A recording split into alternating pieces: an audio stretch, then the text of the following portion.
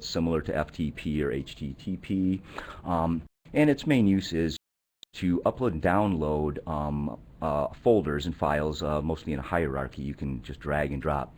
So CTools is WebDAV enabled, which means that you have the ability to set up a network window into your Dropbox tool or your resources tool. And once you've got that set up, you can drag and drop resources from your desktop into CTools and vice versa. You can just grab a folder full of files, a complete folder hierarchy and everything, and just drag it in there and it will upload it for you. This also gets around the 50 megabyte limit in CTools. There is a 50 megabyte limit enforced through the tools themselves, but WebDAV will allow you to get around that. So if you do have a very large file that you would like to get into your resources tool, that's a way to do it. There's two ways to use WebDAV. Number one is most operating systems have a native client that handles WebDAV. However, my experience over the years has been that it's very shaky. It either works right away or it's probably never going to work. I could tell you stories about that, but lacking time, let's skip that. So where I'm leading with this is that what we've done is we've researched some third-party clients that you can use to use WebDAV. And we recommend CyberDuck, which is a free download. I will show you how to find CyberDuck and download it. So I already have CyberDuck installed on my machine down here, so I'm going to go ahead and click it and start that up. And then I'm going to go to the site. I'm going to go to the Resources tool. If you look up here at the top of the page, you can see an Upload, Download Multiple Resources button. Clicking that will give you a page that gives you this. And I'm going to highlight it. And this is the URL that you will use to connect to your CTools site using WebDAV. If you scroll down beneath, you will see there are instructions by operating system on how to get WebDAV set up. We have them for Mac and Windows. And if you go all the way down here at the bottom, you will see that there are several links down here to get versions of CyberDuck. So you can download that. Back up to the top. Okay, so I've highlighted the URL that I'm going to use, so I'm going to copy that. I'm going to call up my CyberDuck. Up here at the top of CyberDuck, there's a quick connect window. I'm going to go ahead and paste that URL into that, and you're not going to see this, but I'm just going to hit the Enter key because it's the easiest way to get this working. For reasons I don't understand, or I haven't been able to figure out, CyberDuck always tries to log in using an anonymous login first. Maybe it's because I'm using an unregistered version. But if you just wait till that runs its course and then unclick the anonymous login and then put in your unique name and your Kerberos password when prompted. And what I've done now is I've opened up a network window into my resources. So I'm going to go back to CTools for a second and click over here to reset. And as you can see, this matches this. While I have these two screens side by side, I'd like to give you one little tip that can help you avoid some confusion. It is possible in CTools to rename any item that you upload up here. You can upload a file, say x.word, and you can rename it syllabus, you know. But that is only within CTools itself, that name. It's kind of just it's a feature in CTools that allows you to give your file a name that's relevant perhaps to you or your site members. The problem is in CyberDuck is that it uses a different filing system, and I'm not going to get into the technical details, but basically it's possible to upload, again, x.doc or something like that, and if you rename it to syllabus.doc and you look at it through CyberDuck, you're still going to see the original file name. So that leads to confusion sometimes, especially when people rename folders and they're looking for folder 1, folder 1, folder 1, and they can't find it in here because they've renamed it over here in the CTools screen. So that's just a tip to save you heartbreak in the future. Other than CyberDuck, there is also a client called AnyClient. That is an alternative to CyberDuck, and I mention that because I know that some of you out there may be on managed machines, and it will be difficult for you sometimes to install third-party clients. And I mention AnyClient because it does have a web-based client that you can actually go to their website and use the WebDAV protocol through that tool. So anyways, I've got the window open here, so I'm going to just minimize this screen for a second. I'm going to show you how you actually use WebDAV. Over here I have a folder. And what I'm going to do is I'm just going to drag this folder over here into this window. Jeff, when you have a second, we do have a question. Sure. If you rename a file in CyberDuck, will it change the name on CTools? I'm not sure I have a definitive answer to that question, but what I can tell you is I would advise against using CyberDuck to rename the file. And that's something that I was also going to point out, is CyberDuck is really, we'll support you as much as we can with CyberDuck, but it is a third-party client, and you can do a lot of things in it that were never intended to be done in CTools. So we recommend that you use CyberDuck only for uploading and downloading. You can delete files, you can move them around a little bit. That's okay, but when you start getting out of that area, you can run into situations where you contact us and say this really strange thing is going on, and we'll try to figure it out, but in the past it's been difficult sometimes. There have been a couple times where we've had to say, well, sorry, your file is just corrupt. So we recommend against using CyberDuck for anything other than those supported features. So back here you can see up here is a folder. I'm going to go ahead and close this window, and this is the folder I just uploaded, and I'm going to expand it. Oh, this was a bug that we hit when we were practicing, and I tested and tested and it wasn't doing it, and it's doing it again. Not sure why that's happening. Okay, so this is another folder. So you can see that there are images. There's you can upload a whole file hierarchy. So you can see there's folder 2A, folder 2B. Within folder 2A or 2B, there is another folder, and sometimes there are files within those. So the thing about CyberDuck is, again, you can just drag a whole hierarchy of files and folders into the WebDav window. And again, I've seen that bug last time we tested, and I haven't figured out why it's doing that.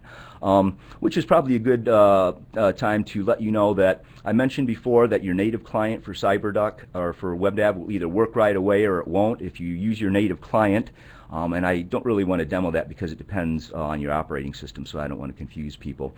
But if you try your native client, which is in the instructions, and you have problems, don't keep going. Try it once or twice. If it doesn't work, call the ITS Service Center, and we can help you get set up with CyberDuck and get you started. And you don't have to waste any time playing around trying to get your native client to work.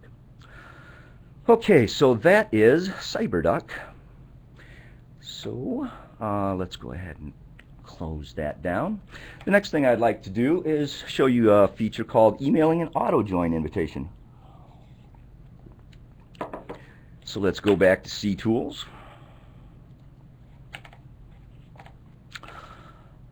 So CTools. This only works on project sites, but it's a nice handy way if you want to invite people to join a project site that you've created, perhaps for a project you're working on or for some other purpose or goal. It's nice to be able to send somebody an invitation to join. Now, a couple tips on this. The site must be published. If the site was not published, up here in the upper left corner you'd see a notice that it was not published, so we know that this site is published. The second thing is the site needs to be set to be joinable. So to do that, we're going to go to the site info page of your CTools project site. We're going to go up here to the Manage Access button and click that. Down here at the bottom of the page that opens, you can see that right now it is set to limit the site access only to those people that I add manually. I add their name and type it in and go through the process. However, I can set this to allow anyone to join the site with a valid login ID. When I click that, anybody that can log into CTools can join this site. They can search for it and find it and join it. So just a little note down here that says be aware that if you have sensitive materials, perhaps you should make your site joinable. Below that little warning there's a place to select a role. Notice that you can't make somebody an owner of a site that joins. We did that on purpose. That's to prevent people from accidentally making everyone on their site an owner and doing horrible things and losing your site or worse. So I've set it to member, so anybody that tries to join this site will join the site as a member. I'm going to go ahead and click update. I'm going to talk for just a minute more, but I'd like to try a little bit of an interaction with this demo. So everyone that is signed up for this session, I'm going to send an email to. Hopefully this will go out to you. In that site is a link. If you are set up on your end, that is, your authentication is all set up in your browser window correctly to get you into CTools, or you're not, I guess it would be more correct to say that you haven't authenticated as someone unusual into your browser, you should be able to click on the link in that email, and it will automatically join you to my project site as a member. If everybody could just kind of hold off for a minute, and I'll say go ahead and we can start. I'm going to wait like a minute or so for that email to go out to anybody. While I'm waiting for that to happen, I just did want to again give you one more tip about using the join link. The way that you create the join link, and the documentation for this again is in the resources page of this site. So what you want to do is you want to copy the URL of your site, starting from the end of that first alphanumeric number, and you just want to copy that. I'm going to call up just a little note here to put this onto, and what you're going to do is you're going to paste that in. As you see in the URL, if this may be a little small for you to see, let me try and increase the font size just a little in case you can't see it well. All you need to do to make your site, to make a joinable link, is you go to the portion of the URL right past the slash, past ctools.umich.edu, and you put in the word join, and then another slash. That is the URL that you can send to people from your site to join it. The reason I want to point this out is because it's important that when you use this URL, or when you set this URL up, it's important that you use the same font style and the same font size, again for technical reasons that I haven't bothered to investigate. If I was to take this URL and put in something with a larger font size, for some reason that breaks it in the email. So you'll get like a partially broken link in your email, and it will not work, of course. Okay, if everyone out there has received the email, go ahead and feel free to click on that link. A disclaimer for this, again, if it doesn't work for you, it doesn't mean that anything is necessarily broken. It may just be that there's something on your end that is preventing it from working correctly. If you are not authenticated into CTools, you will probably see the login page, the UMich login page. When you click on that link, and you will have to, of course, authenticate with your unique name and your Kerberos password. Okay, and just in case nobody wanted to do that, I've also set up on email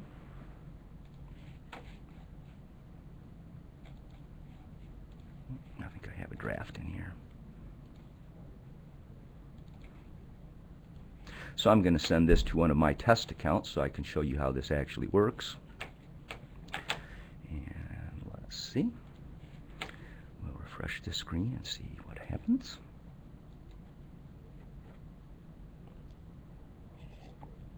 As you can see, this is one of my test accounts. It's a friend account.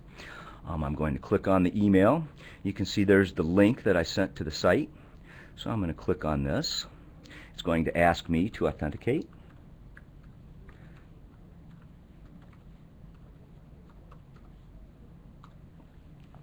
Now let's see if I can remember my password for this account.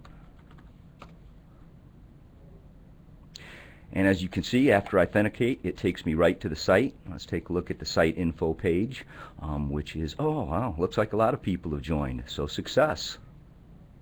Very good.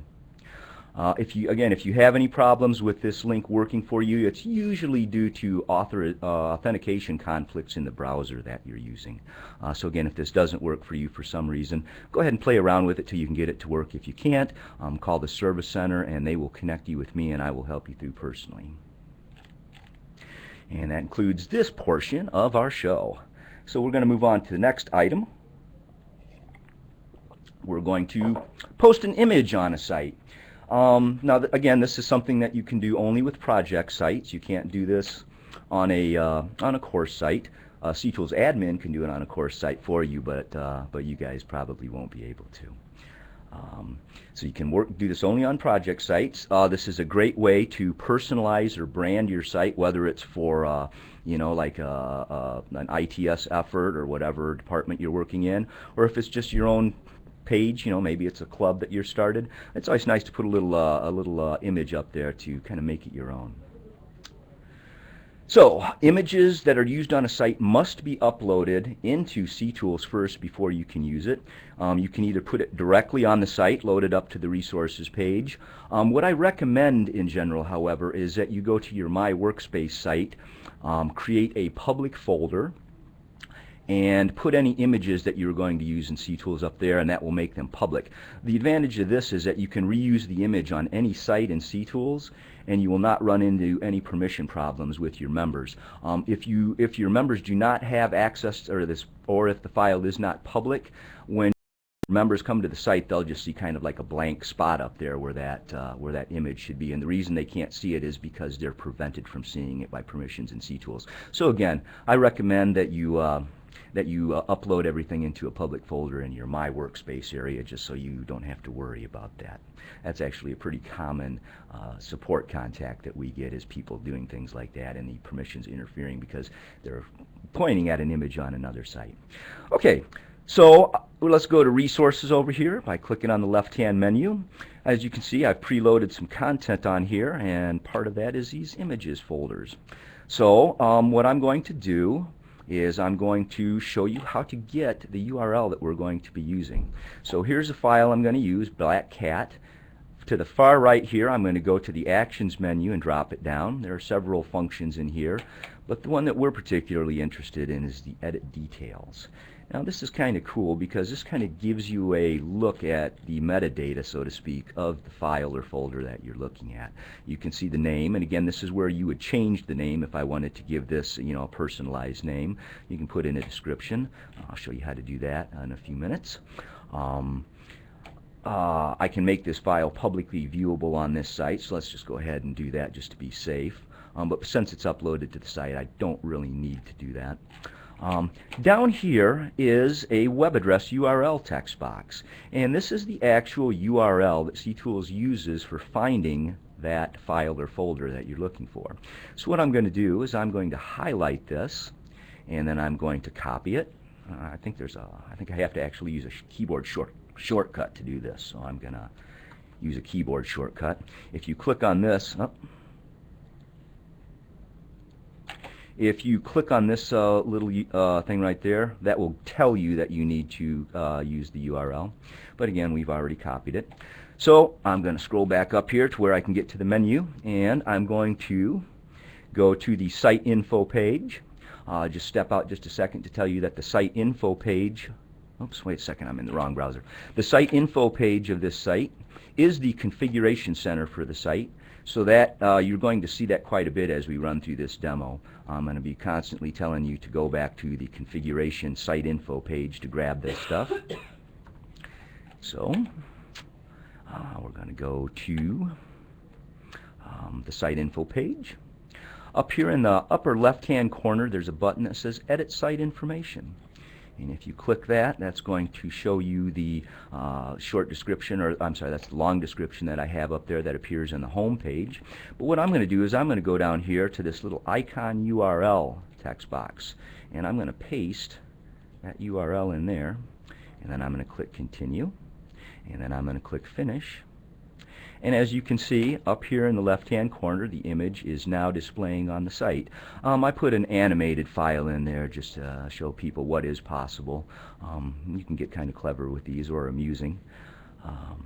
So that is how you post an image on a CTools site. And again, it's a great way to brand or personalize your site, or even to differentiate it if you have a number of sites that you are working with in CTools. You know, putting a common image in them kind of connects them together. Which leads me to another quick hidden treasure I'm going to show you. It is possible to link sites to parent sites. So what I can do is I can go to the site info page. We're already there, good for us. And I'm going to click on that link to parent site, and what this will do is it'll drop down a list of all the sites that you are an owner of I have quite a bit because I work in CTools quite a bit. I would recommend that you don't try having this many sites at home, folks, because it could lead to problems if you're not a CTools admin, as I am. But anyways, so what I can do is I can make the site that I'm currently working on a child of any other site. So I'm just going to go to this, let's go to the CTools support site. And I'm going to go ahead and set the link.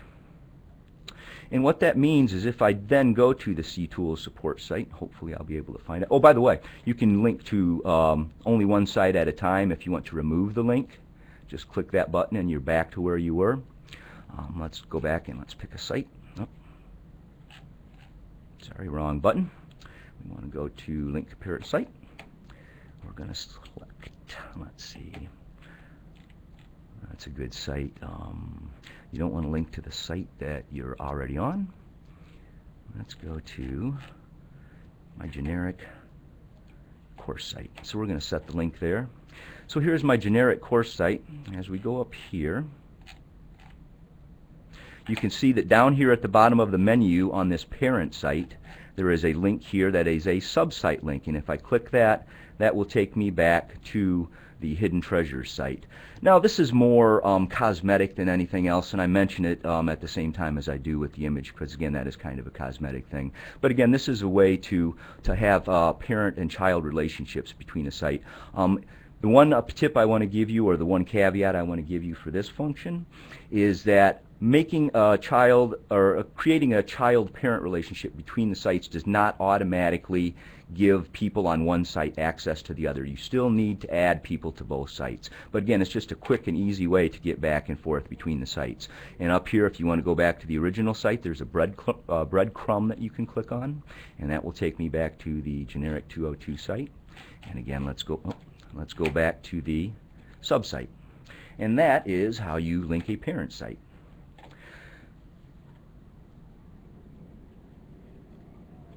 Hope everybody's having as much fun as I am. Next, let's remove that link to the parent site, because that little notice up there is irritating me. So we're going to set the link. Just leave it. I like the bug. Okay, so what I'd like to show you now is how to embed a Google Calendar in your site. As you all know, we've moved into the Google world, and part of that is Google Calendar. And so I just thought it would be really cool if there was a way to embed a Google Calendar in your site. So this is how you do that. The first thing we need to do, I think, is go to Google Calendar. And I'm going to use another handy feature to get us there. If you look up here on the upper right hand side, you can see that we have a little mGoogle drop down. Most of you have probably already seen this, but for those of you who can't, this will take you to your space in Google. So I'm going to go to my Google Calendar site. And I've already created a calendar specifically for this site, and it's called CTools Hidden Treasure. So what I'm going to do is I'm going to open this drop down, and I'm going to go to Calendar Settings by clicking on the listing. I'm going to scroll down here, and you can see where the calendar address section is, and I'm going to click on the HTML button, which will give me the HTML link that I need to embed this calendar in the site. And I'm going to copy that. We can go ahead and go back to CTools now.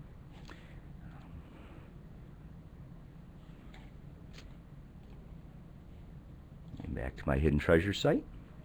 I'm going to add a tool to this site called the Web Content Tool. The Web Content Tool is basically for displaying standard web pages, but it has many other uses as well. Basically, you can display just about anything that has a URL in a Web Content Tool. So that's what we're going to do this time. We're going to select the Web Content Tool from our list of tools. We're going to click Continue. It's going to ask us to give this Web Content Tool a title. I'm just going to call it GCal for short. Let's call it GCalendar since I did it previously. Right here I'm going to paste in that URL I copied, and then I'm going to click Continue and Finish. And you see over here on the left hand side we now have a Google Calendar. I'm going to go ahead and click on that.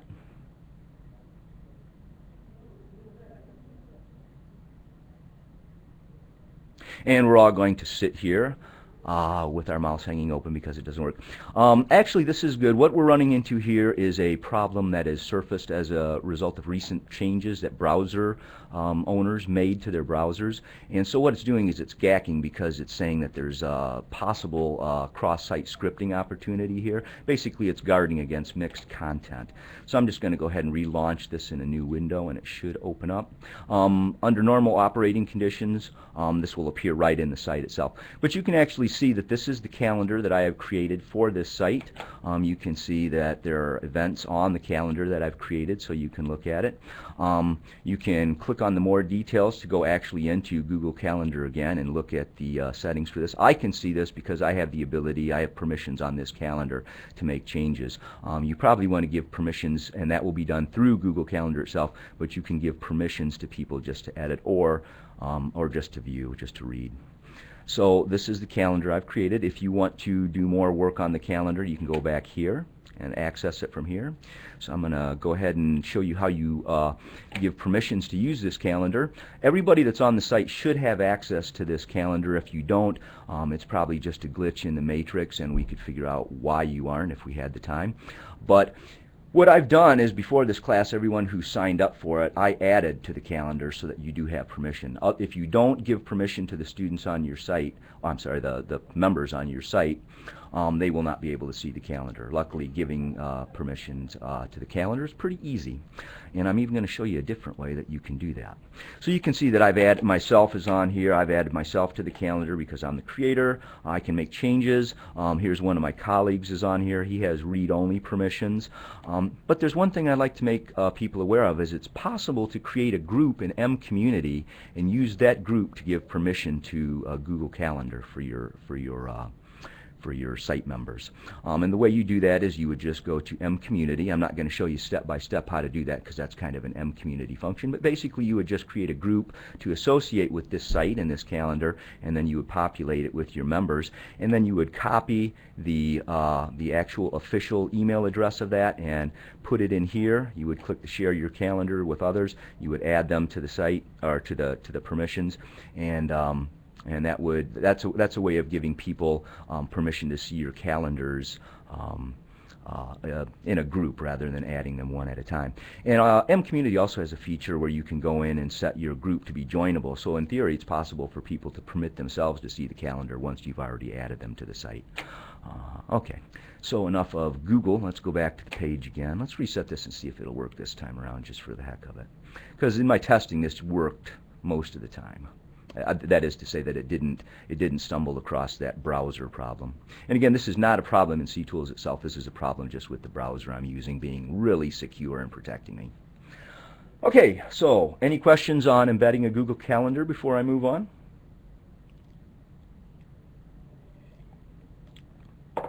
Please feel free to ask any questions you want. I love getting questions. Not a problem with that. So in the description for this session, one thing that I was going to do was show you how to create a site from a CTools template. There's a couple of UI bugs in that they make me hesitate to show you this. So I'm kind of tempted to skip that for right now and maybe go back to it if we have a little time later on. Having said that, if there's anybody out there that really wants to see this, how to create a site from a template, feel free to post something in the chat line that you really want to, and I will take you through it. It's not a problem. I just thought I would skip it for now because, you know, in retrospect, it didn't seem as interesting a topic to me. Nonetheless, I will show you if you really want to see it. So let's go back to the home page just to see what we're going to see. When I added the Google Calendar, you can see that it came down here to the bottom of the menu for the site. Maybe I'm just a little bit too pedantic or some such, but I like to have my site info and my help buttons down here at the bottom of my menu so that I can always get to them without having to think about it. I always know they're down there at the bottom of a site. So I like to keep my site, I guess, arranged in a certain way. So this is a segue into me showing you how to rearrange the tools on your site. Again, we're going to go back to that ubiquitous site info page that we know and love. So what I'm going to do is show you a tool called Page Order. And again, this is only on project sites. If you go up here to the top of the site info page and click on the Page Order tool, the tool will load for you. Now, the Project Order tool has a number of functions. You can reorder, rename, hide, disable, and remove tools. You can't add tools through this tool. That's okay. We can do that through site info page itself. So let's look at this. So here's GCal down here at the bottom, and I think the calendar is a pretty important part of my site, so I'm going to just grab it and drag it up here under the home page and drop it. I'm then going to save.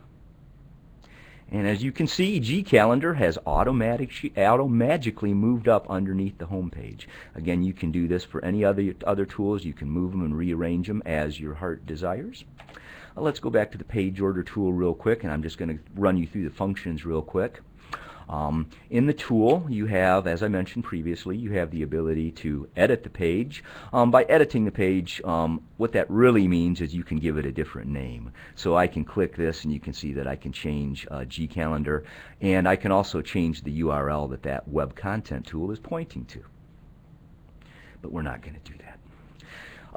This is a handy feature, and I use this extensively when I create template sites for CTools. One of the template sites I created was a quick and dirty listserv site to address the decommissioning of the ITS listserv. Some of you may be aware of that happening a few months ago, and there was an immediate need for a private type of listserv. So I created a template, and the way I was able to make it private to the members themselves even was through using Disable the Tools. So you can see right here is a little light bulb, and I can actually click that and hide the tool from view. It says that it's now hidden from normal view, but it's not going to be apparent to you until you save. So I'm going to click the Save button. You can see that the gCalendar over here is now italicized and grayed out, and that is an indication to you as the site owner that that tool is hidden from your users. A user going to this site, and I think I am logged in another browser. So you can see, I'm going to refresh this screen, and as an ordinary user, you can see there's the image that I put, but you can see the gCal is not showing up there. So it is hidden to normal users. Let's go back to the Page Order tool real quick. And you can see by looking at gCal that the light has gone out in that bulb, which again is an indication that the tool is hidden. So I'm going to bring that back because I don't want to hide that from you guys. I'm going to save again.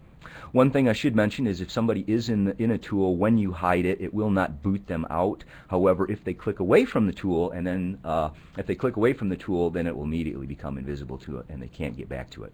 A couple more things to show you in Page Order.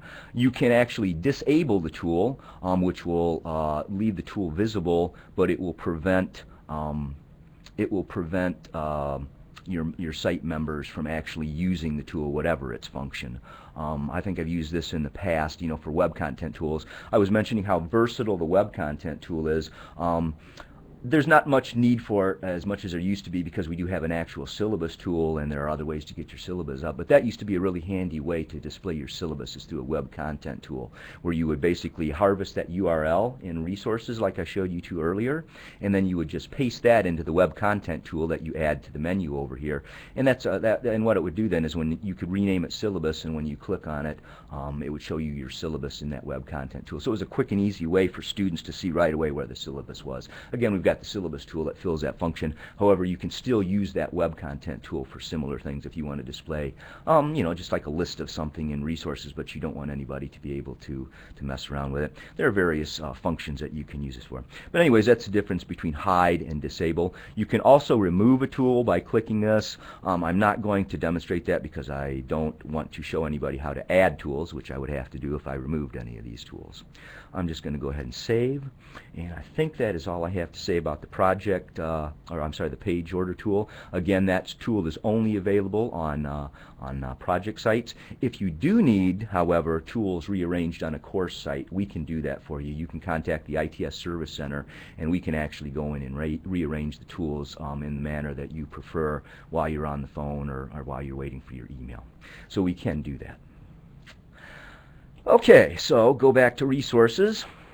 Let's go back here.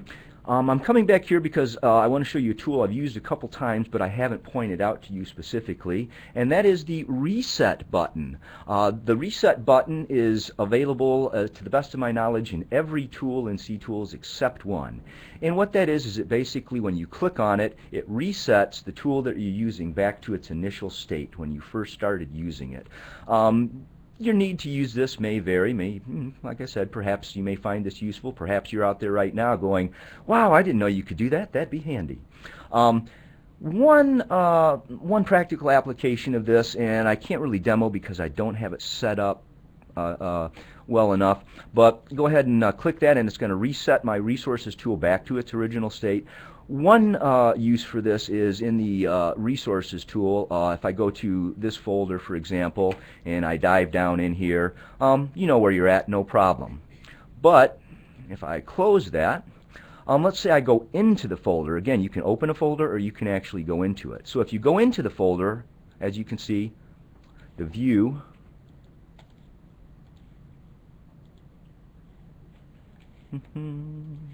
the view is now showing this. I'm going to go ahead and go down into that folder and then into this folder. There's potential for you to dive down so far into a folder that you kind of get lost. Some people would recognize that you can come up here and click these breadcrumbs again to get back to where you started from, but that's not available in all tools. So it is possible for you to get to this point and you're looking for something and you go, wait a minute, I'm not even sure where I am in this folder hierarchy anymore. Where do I go? So the reset button is just a quick and easy way to reset right back to the initial. And you can see we're back up at the top of the hierarchy. Caveat for this function is if you are working on something, if you're authoring something, an HTML page, for example, in your resources tool, and you hit that reset button, any work that you have not saved will be lost. So use it with caution. But again, it is sometimes really handy to be into a tool and buried in it and find your way back. Or perhaps the tool is doing something strange and you don't understand. Maybe it's a bug, or maybe you've done something and you don't understand what happened. You can reset the tool and get back to the original. The original state. One more thing I want to show you in resources while you're here. It is possible to collapse and expand your resources. So with that little button right there up at the upper left in that gray title bar, you can expand and contract. So this is a quick way. One little warning about this is that if you have a lot, and I mean a lot, of resources on your site and you click that button, it may take a minute to load because our data, that's basically what we're doing, is we're querying our database for all those files and bringing them back in. So a lot of materials adds up to a lot. Not a lot, but you may wait 30 seconds. If you have a heck of a lot, you may have a minute wait. But in general, it's pretty quick. Okay. Let's see, what else do I have? In every tool there is a contextual help tool. So if I'm in the announcements tool and I'm trying to figure out how to do something, I can either go down here and open up our handy dandy help and search for announcements, or a much faster way is to click this little help link up in the right hand corner. That will take you to the actual announcements section of our online help. I think I may have time to show you one or two more things. I'd like to show you how to embed resources in your home page. Again, this is something that you may find handy, and you can use this for other applications, but I'd just like to show you real quickly how to do that. Again, I'm going to go to the resources page. I'm going to I'm going to go to what's called the root folder of the site. I'm going to drop down the actions menu like I've showed you before. I'm going to highlight this. I'm going to copy it. I'm going to go to the home page. The home page has a site information display tool.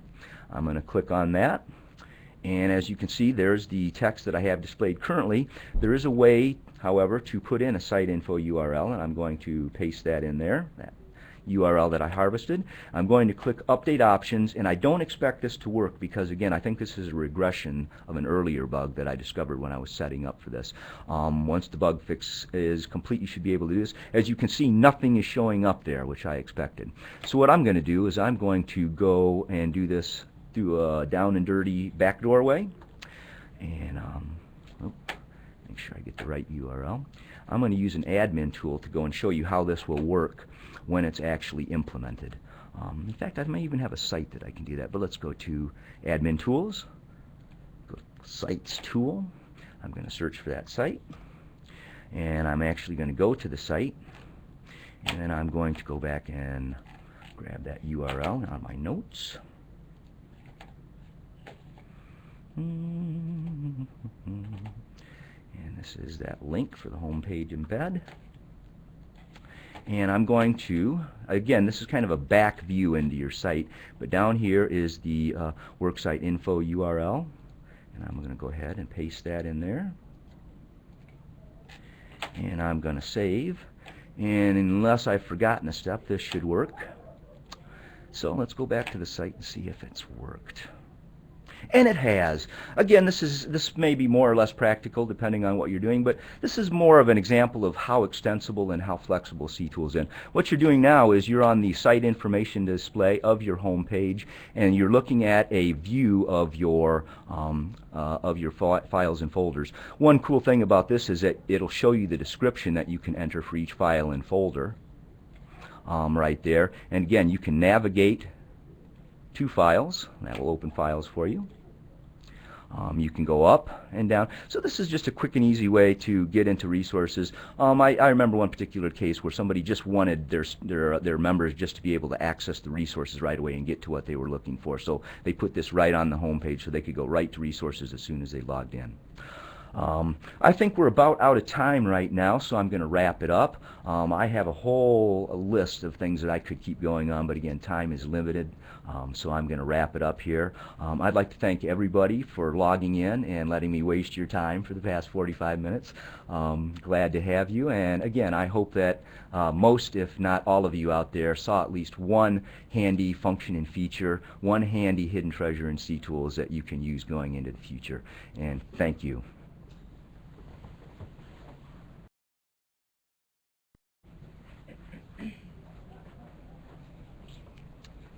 Okay, thank you so much, Jeff. That was really cool. I learned a lot about CTools that I didn't know before, so thank you for that. Just as a reminder, the recordings will be listed on the IT4U page, and the link will be posted on that Michigan Next Gen page that I referred to earlier.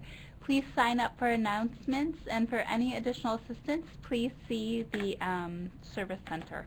Call the Service Center. Thank you so much for joining us today, and again, thank you, Jeff. That was really cool. Please stick around and respond to the polls. We will stop the recording, but we really appreciate you hanging out and responding to the question on the polls, particularly if there's something you didn't like. Let us know. Thank you.